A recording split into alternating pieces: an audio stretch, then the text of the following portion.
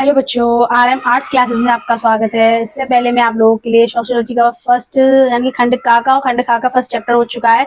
आज मैं आप लोगों के लिए खंड का सेकंड चैप्टर लेकर आई हूँ, भारतीय समाज जनसंख्यिकी संरचना।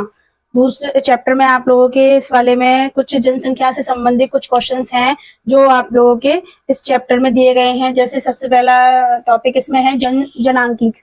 जनांकिक ग्रीक भाषा का लिया गया है। इसे दो शब्दों का मिलकर बना है, डेमोस प्लस ग्राफो। डेमोस का मतलब होता है जनसंख्या या मनुष्य, ग्राफो का मतलब होता है लिखना या अंकित करना। तो दोनों को मिला के हो जाएगा यानी मनुष्यों का क्या है, जनसंख्या का अंकन करना या लिखना। इसका शब्द का पहला जो यूज किया गया था अचिले गुलियार्ड ने किया था, 1855 में किया था इस शब्द का डेमोग्राफी का यूज। उन्होंने कहा है कि यह वह विज्ञान है जो मनुष्य की संख्या के बारे में अध्ययन करता है, यानी कि डेमोग्राफी का मतलब होता है साइंटिस्ट मनुष्य की संख्या के बारे में उनका अध्ययन करना या फिर जानना उनके बारे में।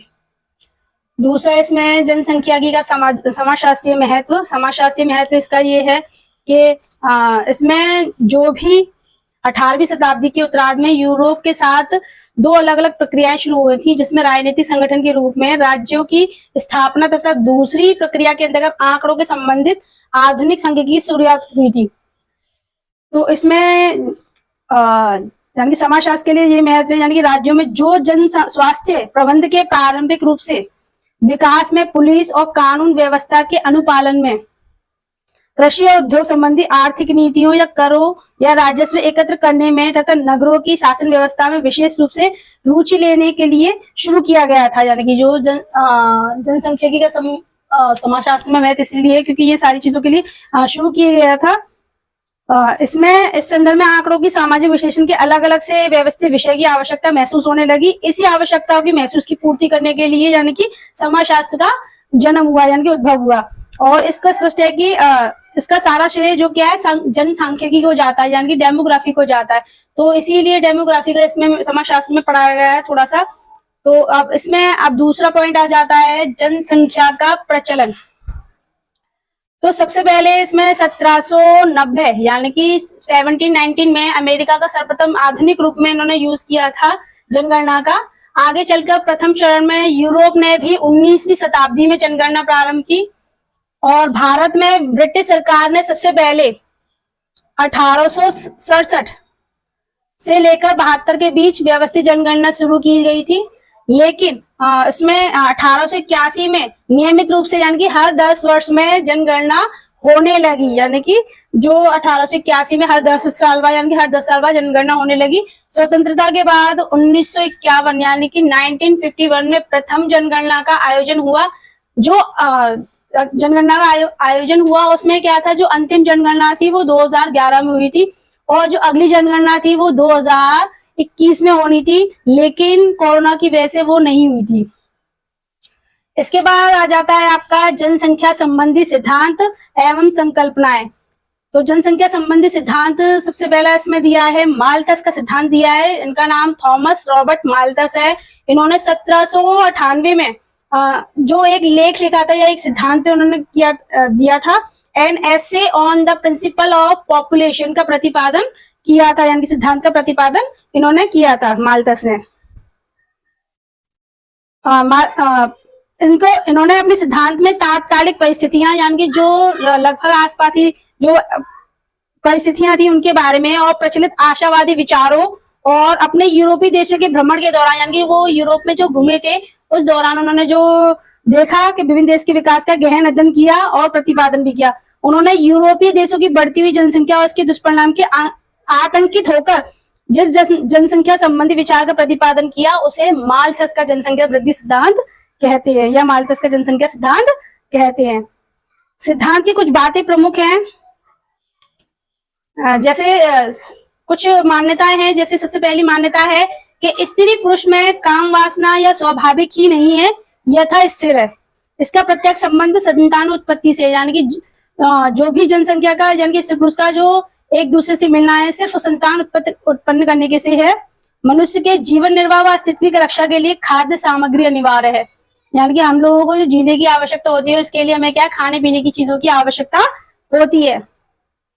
आर्थिक संपन्नता और संतानोत्पत्ति के मध्य सीधा और घनिष्ठ संबंध है, यानी कि हमारे पास अगर आर्थिक स्थिति सही है तो संतानोत्पत्ति के लिए यानी कि दोनों में घनिष्ठ संबंध है। तो यानी कि बच्चे भी संतान उत्पत्ति करने के लिए भी मतलब पैसों का होना बहुत जरूरी है। कृषि में उत्पत्ति हास्य नियम क्रियाशीलता होता है। इसके बाद आएगा दूसरा पॉइंट है जनसंख्या ज्योमेट्री अनुपात से बढ़ती है।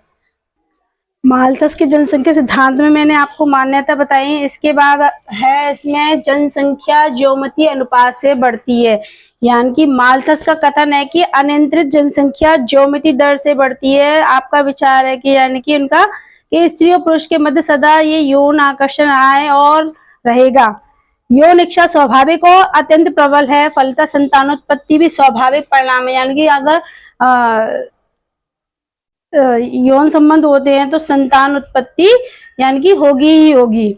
यदि जनसंख्या को नियंत्रित नहीं किया गया तो वह प्रत्येक 25 वर्ष में 2 गुनी हो जाएगी, यानी कि ज्योमेट्री अनुपात से बढ़ेगा। उन्होंने का मानना है, जैसे कि उन्होंने स्वयं लिखा है कि अगर जनसंख्या को रोका ना गया तो या संयम द्वारा तो जनसंख्या प्रत्येक 25 वर्ष में 2 गुनी हो जाएगी, इसकी प्रवृत्ति रखती है।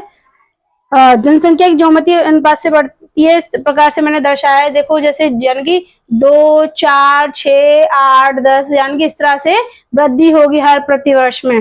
तो यानी कि डबल यानी कि इस साल 2 हुई तो फिर अगले साल 4, फिर 8, फिर 16, इस तरह से ज्योमेट्री अनुपात में बढ़ती है जनसंख्या। दूसरा है इनका खाद्य सामग्री में वृद्धि अंकगणित अनुपात में बढ़ती है। तो यानी कि उनका क्या है, जनसंख्या तो ज्योमेट्री अनुपात से बढ़ती है, लेकिन खाद्य सामग्री जो है वो अंकगणित मात्रा से बढ़ती है। यानी कि मानव के जीवन में अस्तित्व के लिए भोजन आवश्यक है, लेकिन जिस दर से आवश्यकता जनसंख्या में वृद्धि होती है उस दर से खाद्य सामग्री में वृद्धि नहीं होती है। यानी कि खाना क्या है उस स्पीड से यानी कि पैदा नहीं होता है। खाद्य सामग्री में तो समांतर और गणितीय अनुपात में वृद्धि होती है, क्योंकि कृषि उपज में उत्पत्ति हास्य नियम लागू होता है। अर्थात जैसे जैसे खेत में फसल उगाने का क्रम बढ़ता है वैसे वैसे क्रम अनुसार कृषि उत्पादन घटता जाता है।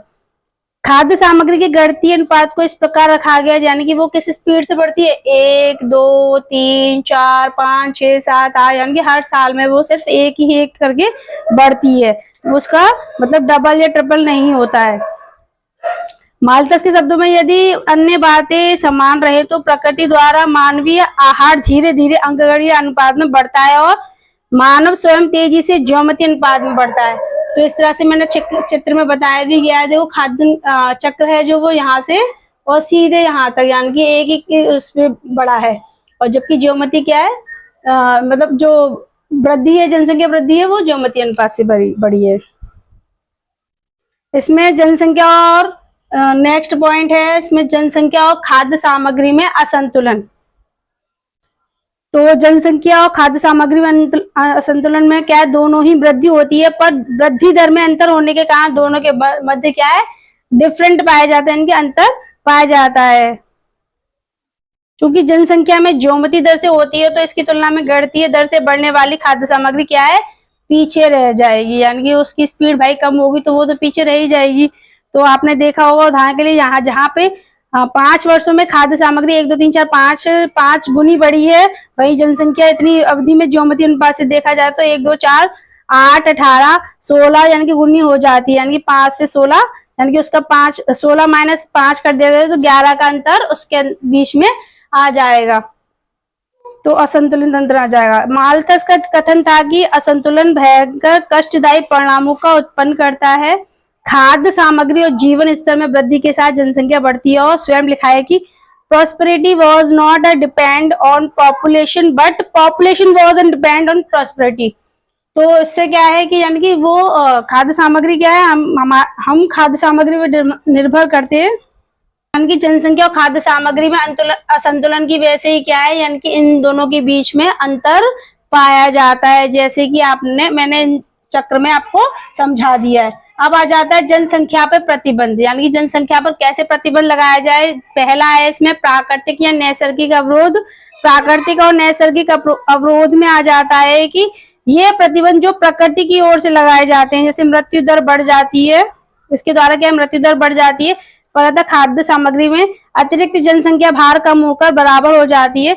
इन अवरोधों में युद्ध, बीमारी, अकाल, भूकंप, अतिवृष्टि, बाढ़ आदि प्रकोपों के साथ मालथस ने खराब कार्य, बच्चों में असंतोषजनक पालन पोषण या नागरिक जीवन की अस्वस्थप्रद परिस्थितियां आदि भी सम्मिलित होती हैं। यानी कि जो कुदरती चीजें हैं, अगर वो चीजें होती हैं तो जनसंख्या नहीं बढ़ेगी, यानी कि इस पे रोक लग जाएगी। दूसरा है इसमें प्रतिबंधक अवरोध। प्रतिबंधक अवरोध के अंतर्गत क्या है कि जनसंख्या नियंत्रण का दूसरा प्रतिबंध मानवीय प्रयत्न का माना गया है। यानी कि हम जो प्रयत्न करेंगे उसके अकॉर्डिंग है। चूंकि मानवीय प्रतिबंध मानव के लिए अत्यंत दुखद व कष्टकर होता है, मनुष्य को प्रतिबंधक अवरोधों को जनसंख्या का नियंत्रण बनाए रखना चाहिए। इन अवरोधों में दो भाग हैं। जैसे सबसे पहला है नैतिक प्रतिबंध। नैतिक प्रतिबंध के अंतर्गत जैसे संयम, ब्रह्मचर्य या विलंब विवाह, यानी कि देर से विवाह करना, यानी कि ब्रह्मचर्य का पालन करना या फिर खुद को कंट्रोल करना, ये सारी चीजें अगर लगाते हैं तो नैतिक प्रतिबंध के अंतर्गत यानी कि जनसंख्या को रोका जा सकता है। दूसरा कृत्रिम साधनों से अवरोध। इसमें क्या है कि मानव निर्मित कृत्रिम साधनों को सम्मिलित किया जाता है। यानी कि जो भी आजकल के समाज में देखा गया है, जो भी कृत्रिम चीजें हैं जिनको यूज करके जनसंख्या को रोका जाता है, नसबंदी है और ऑपरेशन है और भी बहुत सारी चीजें हैं जिनको सुविधाओं को यूज करके क्या है कृत्रिम साधनों से क्या है जनसंख्या को कम किया जा सकता है या रोका जा सकता है। इसमें अब आ जाता है जनसंख्या की सामान्य अवधारणा क्या है। जनसंख्या की सामान्य अवधारणा से आ जाता है इसमें के जेंडर में आ जाता है। यानी कि सबसे पहला है इसमें जेंडर में आ जाता है कि किसी प्रति 1000 लोगों के पीछे जन्म लेने वाले लोगों की संख्या। मृत्यु दर में दूसरा है मृत्यु दर में यानी कि प्रति 1000 लोगों के पीछे मरने वालों की संख्या, इसे अंग्रेजी में मॉर्टेलिटी रेट भी कहा जाता है, मॉर्टेलिटी रेट है ना। तीसरा है जनसंख्या विस्फोट। जनसंख्या विस्फोट से मतलब है कि वैसी अवस्था जब पुरानी पीढ़ी को प्रतिस्थापित करने वाली संख्या अधिक होती है, इससे पराश्रित जनसंख्या की तुलना में कार्यशील जनसंख्या अधिक होती है। यानी कि जो भी एक्टिव जनसंख्या है, बूढ़े लोगों के मुकाबले जो भी एक्टिव जनसंख्या है उससे है जनसंख्या विस्फोट। शिशु मृत्यु दर में 1000 बच्चों के पीछे 1 वर्ष से कम आयु वाले मृत बच्चों की संख्या, यानी कि 1 साल से कम वर्ष के बच्चे जो मृत्यु को प्राप्त हो जाते हैं, मृत्यु हो जाती है, वो वाले बच्चे। इसके बाद है लिंगानुपात। लिंगानुपात में प्रति 1000 पुरुषों पर महिलाओं की संख्या, यानी कि 1000 पर कितनी महिलाएं हैं तो वो लिंगानुपात कहलाता है। इसके नेक्स्ट पॉइंट है पराश्रितता अनुपात। पराश्रितता अनुपात के अंतर्गत आ जाता है कि उन लोगों की संख्या जो कार्यशील नहीं है, यानी कि जो भी है वो वर्क नहीं करते या काम नहीं करते, कार्यशील लोगों पर आश्रित है, पर जो कार्यशील लोगों पर आश्रित है उन्हें पराश्रितता अनुपात कहा जाता है। इसके बाद जो नेक्स्ट टॉपिक है हमारा जनसंख्या वृद्धि, यानी कि जनसंख्या वृद्धि या जनसंख्या विस्फोट के कारण। जैसे कि हमारी जो जनसंख्या नीति बनाई गई थी 1952 में बनाई गई थी, 1952 जनसंख्या नीति निर्धारित की गई थी हमारे देश में, और इस घोषणा के बाद से ही भारत में पहला ऐसा देश बन गया जो हमारी जनसंख्या नीति का निर्धारण एवं घोषणा का कार्य किया, जिसमें भारतीय जनसंख्या नीति को सर्वप्रथम राष्ट्रीय परिवार नियोजन कार्यक्रम के रूप में लागू किया गया था, जो परिवार नियोजित कार्यक्रमों को करता है। इसके बाद है जनसंख्या वृद्धि यानी जनसंख्या विस्फोट के कारण। जनसंख्या विस्फोट के कारण क्या है? जनसंख्या विस्फोट का सबसे पहला कारण है विवाह को अनिवार्यता तथा बाल विवाह या फिर कम उम्र में विवाह। तो आपको भी पता है वैसे भी बाल विवाह को अनिवार्यता यानी कि जब तक किसी बच्चे की या हमारे परिवार में किसी भी सदस्य की शादी नहीं होती है, यानी कि अनिवार्य माना जाता है। अब बिना शादी के कोई भी नहीं रह सकता, जिसकी वजह से जनसंख्या का बढ़ना तय है। बाल विवाह यानी कि पहले के टाइम पे बाल विवाह कर दिया जाता था, यानी कि कम उम्र में शादियां कर देते थे, उससे भी जनसंख्या बढ़ती है। दूसरा है संयुक्त परिवार प्रणाली का प्रभाव। संयुक्त परिवार, तो जब जहां पर हम संयुक्त परिवार यानी कि एक साथ मिलकर रहते हैं, संयुक्त परिवार कई परिवार एक साथ मिलकर रहते हैं, तो वहां पे थोड़ा सा प्रेशराइज भी रहता है कि बड़े वाले बेटे के इतने बच्चे हैं या छोटे वाले के इतने हैं, तो उतने ही बच्चे इतने होने चाहिए परिवार में। तो संयुक्त परिवार प्रणाली का प्रभाव भी जनसंख्या वृद्धि पर प्रभाव पड़ता है। हाँ, इसके बाद है गर्म जलवायु। गर्म जलवायु से मतलब ये है कि जैसे कि भारत में सामान्य रूप से गर्म जलवायु पाई जाती है। ये जैविक तथ्य है कि गर्म जलवायु में रहने वाले लोगों की जो प्रजनन क्षमता है वो काफी अधिक होती है, और प्रजनन क्षमता अधिक होने के कारण जन्म दर अधिक होती है। यानी कि इसके बाद है प्रचलित धार्मिक विश्वास। प्रचलित धार्मिक विश्वास के अंतर्गत क्या है, इसमें क्या है, जो भी हिंदू समाज में धार्मिक विश्वास प्रचलित है कि मोक्ष प्राप्ति के लिए पुत्र का होना अनिवार्य होता है। यानी कि जब तक पुत्र नहीं होता है, उससे पहले कई लड़कियां भी हो जाती हैं, तो उसकी वजह से क्या है, बच्चे की संख्याओं में वृद्धि होती चली जाती है। चाहे वो 3 लड़कियां हो जाए, 4 लड़कियां हो, उसके बाद अगर पश्चात पुत्र होता है तो पुत्र तक को मान्यता मिलती है। यानी कि इसकी वजह से पुत्र की कामना के चक्कर में क्या होता है कि प्रचलित धार्मिक विश्वास की वजह से जनसंख्या बढ़ती है। इसके बाद नेक्स्ट पॉइंट है हमारा मनोरंजन साधनों की कमी। मनोरंजन साधनों की कमी से मतलब ये है कि ग्रामीण समाज में गरीब लोगों के पास स्वस्थ मनोरंजन के साधनों का प्राय अभाव ही रहा है। इस स्थिति में ये लोग यौन सुख के मनोरंजन का एकमात्र साधन मानकर यौन संबंधों से अधिक लिप्त रहते हैं। यानी कि और इसके परिणामस्वरूप बच्चों की जन्म दर में भी वृद्धि होती है और जनसंख्या बढ़ जाती है। यानी कि मनोरंजन के साधनों की वजह से भी जनसंख्या वृद्धि को बढ़ावा मिला है। इसके बाद है पारिवारिक मान्यता। पारिवारिक मान्यता में बड़ा परिवार सम्मान का प्रतीक होता है। लोग बड़े परिवार को गौरव विषय मानते हैं। यानी कि जितना बड़ा परिवार उतना अपने आप को पावरफुल या फिर अपने आप को अच्छा या अपने आप को मतलब संपन्न परिवार मानता है। इसीलिए परिवार की मान्यता के आधार पर भी गर्भ निरोधक सुविधाओं की कमी। अधिकांश भारतीयों को अभी भी गर्भ निरोधक सुविधाओं के व्यापक प्रचार प्रसार का क्या है, अभाव यानी कमी है। अधिकतर क्या है, ज्ञान की कमी के साधनों के प्राय से वंचित रहते हैं। अशिक्षा व अज्ञानता के कारण भी क्या होता है कि लोगों को अभी भी अचूक उपायों और ज्ञान से नहीं है, उनके पास उनके ज्ञान नहीं है। इस कारण चाहते हुए भी दंपति अपने परिवार के सीमित नहीं रख सकते हैं जनसंख्या में। इसकी वजह से क्या है, निरंतर वृद्धि होती रहती है। मृत्यु दर का घट जाना भी जनसंख्या वृद्धि को बढ़ाता है। जैसे कि आधुनिक युग में चिकित्सा और स्वास्थ्य विज्ञान में अनेक क्षेत्र की पर्याप्त प्रगति की है। यानी कि जितनी हमारे देश में जनसंख्या बढ़ने का जो कारण है मृत्यु दर का घट जाना है। यानी कि अगर कोई भी भयंकर रोग है आजकल के टाइम में, क्या है, रोगों को बचाव के कारण भी मतलब बचाव के उपाय भी उन लोगों के पास पर्याप्त हैं, चिकित्सक साधन भी पर्याप्त है, जिसकी वजह से मृत्यु कम हो पाती है। जिसकी वजह से क्या है कि औसत आयु में वृद्धि होती है और जनसंख्या वृद्धि को होना स्वाभाविक है। इसके बाद है जनसंख्या वृद्धि के प्रभाव। यानी कि जनसंख्या बढ़ने से क्या क्या प्रभाव पड़ते हैं। तो सबसे पहला है प्रभाव निर्धनता। तो आप लोगों ने भी देखा हो, जनसंख्या जितनी अधिक बढ़ेगी, निर्धनता यानी गरीबी उतनी ही अधिक बढ़ती चली जाएगी। दूसरा है इसका बेरोजगारी। जितनी अधिक जनसंख्या होगी उतनी ही हमारे समाज में बेरोजगारी देखने को मिलेगी। कुपोषण की समस्या, जनसंख्या वृद्धि के कारण क्या है, खाने पीने की कमियों की वजह से क्या है, कुपोषण की समस्या बढ़ जाएगी।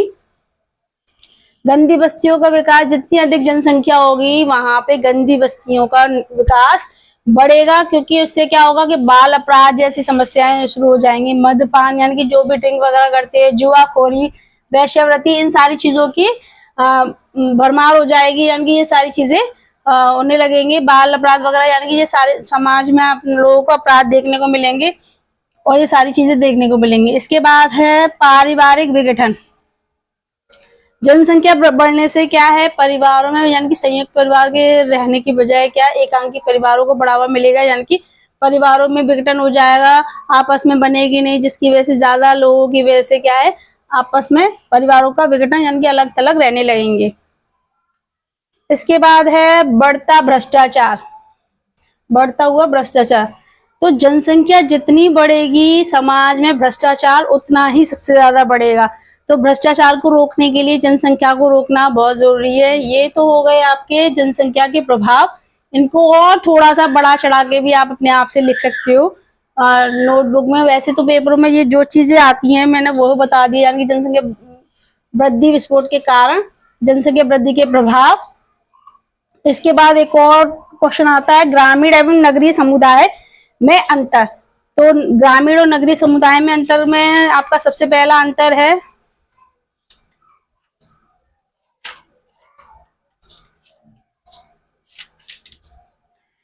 विस्तार में अंतर। क्या है? विस्तार में अंतर। तो विस्तार में अंतर में आ जाता है कि ग्रामीण समुदाय की जनसंख्या कम होती है और नगरीय समुदाय का विस्तार क्या है? अधिक होता है, यानी कि बहुधंधी होने के कारण जनसंख्या विस्तृत हो जाती है। यानी कि आप लोगों ने देखा होगा गांव के मुकाबले में नगरों में ज्यादा जनसंख्या देखने को मिलती है और अधिक जनसंख्या के कारण नगरीय समुदाय का विस्तार अधिक होता है। दूसरा है परिवार के आकार में अंतर। ग्रामीण समुदाय में कृषि व्यवसाय की व्यवस्था के कारण परिवार का आकार बड़ा होता है और सामान्यतः संयुक्त परिवार ही पाए जाते हैं। तो परिवार के आकार में भी अंतर पाया जाता है ग्रामीण और नगरीय समुदाय में। इसके अलावा विवाह के आधार में अंतर। विवाह के आधार में अंतर आ जाता है कि ग्रामीण समुदाय में विवाह एक धार्मिक संस्कार है, किंतु नगरीय समुदाय में आजकल प्रेम पर आधारित विवाह पाए जाते हैं, यानी कि लव मैरिज वगैरह ज्यादा पाई जाती है। और नगरीय समुदाय में विवाह विच्छेद भी ग्रामीण समुदाय की अपेक्षा अधिक है, यानी कि तलाक भी सबसे ज्यादा नगरों में पाए जाते हैं। इसके बाद है प्रथाओं में अंतर। प्रथाओं में अंतर से है बाल विवाह, पर्दा विवाह, विधवा पुनर्विवाह निषेध, अन्य अनेक प्रकार के विवाह संबंधी निषेध ग्रामीण परिवारों में आज भी देखे जाते हैं, परंतु नगरीय समुदाय में इसका अभाव है, जिसकी वजह से ये अंतर पाया जाता है नगरीय समुदाय में और ग्रामीण समुदाय में। इसके बाद है नेक्स्ट स्त्रियों की स्थिति में अंतर। स्त्रियों की स्थिति में क्या है कि जो ग्रामीण समुदाय में स्त्रियों का सामाजिक स्तर अभी भी काफी नीचा है। इसके लिए शिक्षा की कोई उचित व्यवस्था नहीं है, यानी कि उनको पढ़ने लिखने से भी रोका जाता है, उन्हें आगे बढ़ने से रोका जाता है। लेकिन नगरों में ऐसा नहीं है। नगरों में क्या है, अभी भी चार दीवारी से बाहर निकल के अपना जीवन यापन कर रहे हैं और पुरुषों के साथ कंधे से कंधा मिलाकर जीवन यापन कर रहे हैं। इसके बाद है मनोरंजन के साधनों में अंतर। मनोरंजन के साधनों में अंतर से आता है कि इसमें नगरीय समुदाय में सिनेमा घर, क्लब और व्यावसायिक मनोरंजन के केंद्र होते हैं, जबकि ग्रामीण समुदाय में ये सारी चीजें ज्यादा देखने को नहीं मिलती है। इसके बाद है विचारों में अंतर।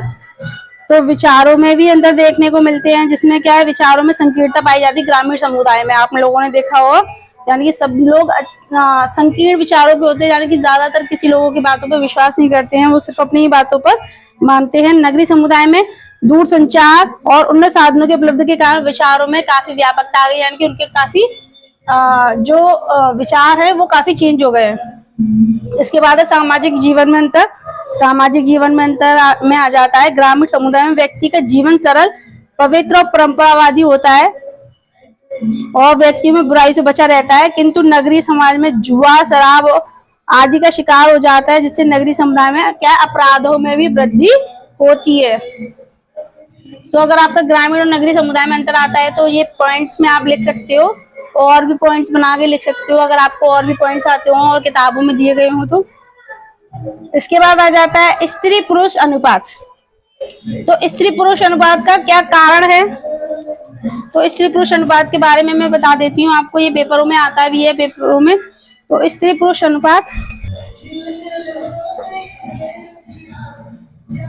स्त्री पुरुष अनुपात यानी कि इसमें एक क्वेश्चन आता है, स्त्री पुरुष अनुपात क्या अर्थ है, इसमें स्त्री पुरुष अनुपात के क्या निहितार्थ है, या फिर क्या आप महसूस करते हैं कि माता पिता आज भी बेटियों के बजाय बेटों को अधिक पसंद करते हैं। तो इससे संबंधित ऐसा क्वेश्चन आता है। तो इसमें आपको स्त्री पुरुष अनुपात यानी कि जो भी स्त्री पुरुष अनुपात रहता है, यानी कि जो भी 1000 पुरुष पे जितनी भी स्त्रियां होंगी वो स्त्री पुरुष अनुपात कहलाता है। यानी कि जो भी 2011 की जनगणना के आधार पर 943 943 यानी कि 1000 पे 943 महिलाएं हैं। और उसके बाद जो 2021 में जनगणना हुई थी वो अभी हुई नहीं है, जिसकी वजह से हम और कह नहीं सकते, लेकिन 2011 के आंकड़े के अकॉर्डिंग हम बता सकते हैं कि 1000 पे 943 महिलाएं हैं। इसमें जो भी है कि इसमें लिंग उत्पन्न किसी विशेष एक निश्चित अवधि के दौरान यानी कि प्रति 1000 पुरुषों के पीछे स्त्रियों की संख्या को दर्शाता है। इसमें यह अनुपात जनसंख्या में लैंगिक संतुलन का महत्वपूर्ण सूचक है। यानी कि लैंगिक संतुलन यानी कि लड़का लड़की में एक संतुलन कैसे बनाए, जिसकी वजह से एक महत्वपूर्ण सूचक के आधार पर क्या है इसको बता सकते हैं कि जो भी एक राज्य है या एक वो है जिसके आधार पे हम बता सके कि महिलाओं की संख्या कितनी है। ऐतिहासिक रूप में विश्व के अधिकांश देशों में पुरुषों की अपेक्षा महिलाओं की संख्या अधिक है। इसके दो कारण हैं, जिसमें क्या है, बालिकाओं शिशुओं में बाल शिशुओं की अपेक्षा रोग प्रतिरोध क्षमता और बीमारियों के प्रतिरोध करने की क्षमता अधिक है। यानी कि जो भी इम्यून सिस्टम है उनका काफी मजबूत है, जिसकी वजह से अधिकांश देशों में शिशुओं की अपेक्षा क्या है, बस शिशुओं की बालिका शिशुओं की यानी कि उनकी स्ट्रॉन्ग इम्यून सिस्टम पाया गया है, जिसकी वजह से वो रोग प्रतिरोध क्षमता से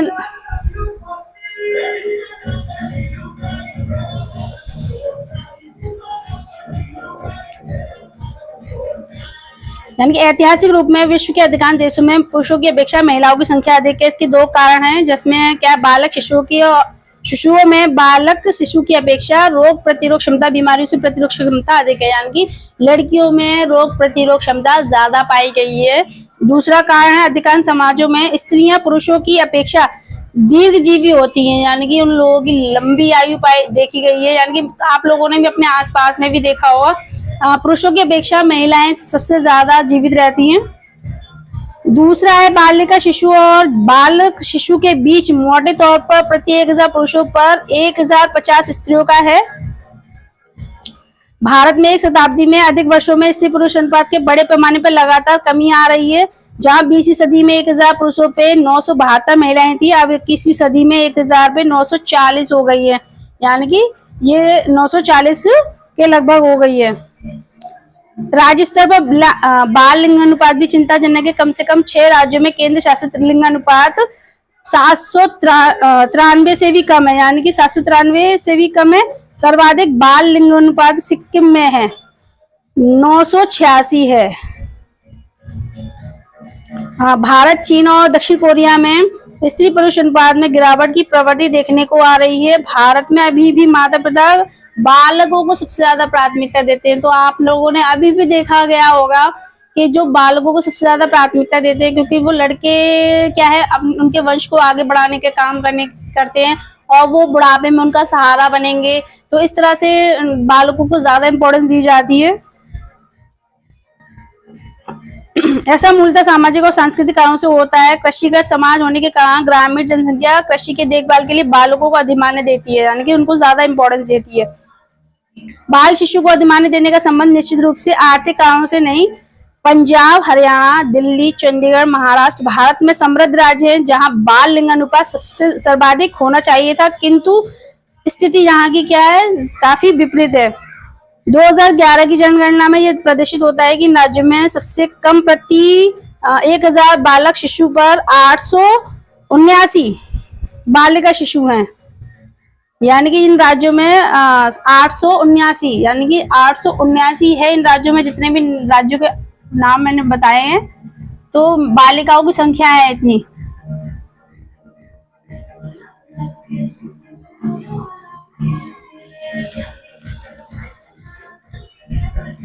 यह आंकड़ा प्रमाणित करता है कि राज्यों में बालिकाओं की भ्रूण हत्या गरीबी, अज्ञानता और संसाधनों के अभाव के कारण नहीं होती। बच्चों के प्रति पूर्वग्रह की मानसिकता से भारत में निम्न स्त्री पुरुष अनुपात का कारण है। यानी कि पूर्वग्रह के कारण ही, यानी कि जो मैंने बताया ना कि लड़कों को एक वंश चलाने के लिए आगे बढ़ाया जाएगा और वो ही हमारे जैसे परिवार का एक मुखिया होगा या फिर आगे चल के ये हमारे बुढ़ापे का सहारा बनेगा, एक्सेट्रा एक्सेट्रा। यानी कि ये सारी कारणों की वजह से भ्रूण हत्या वगैरह, यानी कि बहुत सारी चीजें लड़कियों के साथ घटित होती है। तो इसमें कुछ कारण भी हैं, यानी कि जो क्या क्या कारण हैं यानी कि स्त्री पुरुष अनुपात के। सबसे पहला कारण है धार्मिक तथा सांस्कृतिक विश्वास। ऐसा माना जाता है कि केवल बेटा ही अपने माता पिता के जो और उनके रीति रिवाजों को करने का हकदार है, यानी कि वो पुरानी परंपराओं के आधार पे ऐसा माना जाता है कि जितनी भी रीति रिवाज है वो हमारे बेटा ही निभाएगा, यानी कि उनको वो ही पूरा कर सकता है। इसके अलावा केवल बेटा ही परिवार का वारिस होता है और माना जाता है कि बेटा ही बिना वंश नहीं चल सकता, यानी कि अगर वंश नहीं होगा तो यानी कि हमारे वंश का अंत वहीं समाप्त हो जाएगा अगर बेटा नहीं होता है तो। दूसरा कारण है इसका आर्थिक कारण। आर्थिक कारण में भारतीय समाज का पेशा कृषि है। ग्रामीणों को ऐसा मानना है कि कृषिगत संपत्ति लड़कियों को नहीं दी जा सकती, क्योंकि शादी के बाद वे दूसरे गांव या शहर या नगर चली जाएंगी। ना तो लड़कियां उनके घर का बोझ ढो सकती है, ना ही कृषि की देखभाल कर सकती हैं। तो इस तरह की मानसिकता की वजह से भी जो उनकी जो आर्थिक कारण है जिसकी वजह से स्त्री पुरुष अनुपात देखने को मिलता है। इसके बाद है जागरूकता का अभाव। जागरूकता का अभाव में आ जाता है अज्ञानता और संकुचित प्रवृत्ति के कारण भारतीय समाज में लोग स्त्री को समान यानी कि उनको वो ही पूरा कर सकता है। इसके अलावा केवल बेटा ही परिवार का वारिस होता है और माना जाता है कि बेटा ही बिना वंश नहीं चल सकता, यानी कि अगर वंश नहीं होगा तो यानी कि हमारे वंश का अंत वहीं समाप्त हो जाएगा अगर बेटा नहीं होता है तो। दूसरा कारण है इसका आर्थिक कारण। आर्थिक कारण में भारतीय समाज का पेशा कृषि है। ग्रामीणों को ऐसा मानना है कि कृषिगत संपत्ति लड़कियों को नहीं दी जा सकती, क्योंकि शादी के बाद वे दूसरे गांव या शहर या नगर चली जाएंगी। ना तो लड़कियां उनके घर का बोझ ढो सकती है, ना ही कृषि की देखभाल कर सकती हैं। तो इस तरह की मानसिकता की वजह से भी जो उनकी जो आर्थिक कारण है जिसकी वजह से स्त्री पुरुष अनुपात देखने को मिलता है। इसके बाद है जागरूकता का अभाव। जागरूकता का अभाव में आ जाता है अज्ञानता और संकुचित प्रवृत्ति के कारण भारतीय समाज में लोग स्त्री को समान दर्जा नहीं देते हैं। वे सोचते हैं कि बुढ़ापे में उनका बेटा ही सहारा होगा, केवल बेटा ही उनके खाने पीने, आवास और परंपराओं या अन्य जिम्मेदारियों को निभा सकता है और वो बेटियां नहीं निभा सकती। इस वजह से उनको ज्यादा इंपॉर्टेंस मिलती है लड़कों को, इसीलिए स्त्री पुरुष अनुपात का कारण देखने को मिलता है। इसके बाद है शिशु लिंग अनुपात का प्रभाव। यह निम्न शिशु लिंग अनुपात जारी रहा है तो ये हमारी सामाजिक संरचना पर बहुत ही बुरा प्रभाव छोड़ेगा, विशेष तौर पर विवाह जैसी संस्थाओं पर। इससे महिलाओं के संबंधित कानून व्यवस्था की स्थिति पर भी बुरा असर पड़ेगा, यानी कि जो भी कानून व्यवस्था है उस पर भी बुरा असर पड़ता है। तो ये सारे कारण हैं जो स्त्री पुरुष अनुपात के कारण देखने को मिलते हैं। इस वाले चैप्टर में जितने भी टॉपिक थे मैंने आप लोगों को सबको बता दी, ये सारी चीजें मैंने बता दिए हैं। अगर आपको लगता है कि कोई भी टॉपिक आपका रह गया है जो मैंने नहीं बताया है तो आप मेरे कमेंट बॉक्स में जाके बता दें कि आपको ये टॉपिक समझ नहीं आया था, तो मैं आपका उसके लिए अलग से वीडियो बना दूंगी। तो आपका ये चैप्टर तो यहीं फिनिश होता है। इसके बाद जो भी अगर आपको कुछ रह गया है तो आप मेरे कमेंट बॉक्स में जाके बता सकते हैं। और इसके अलावा मेरे वीडियो को लाइक कीजिए, चैनल को सब्सक्राइब कीजिए। Thank you.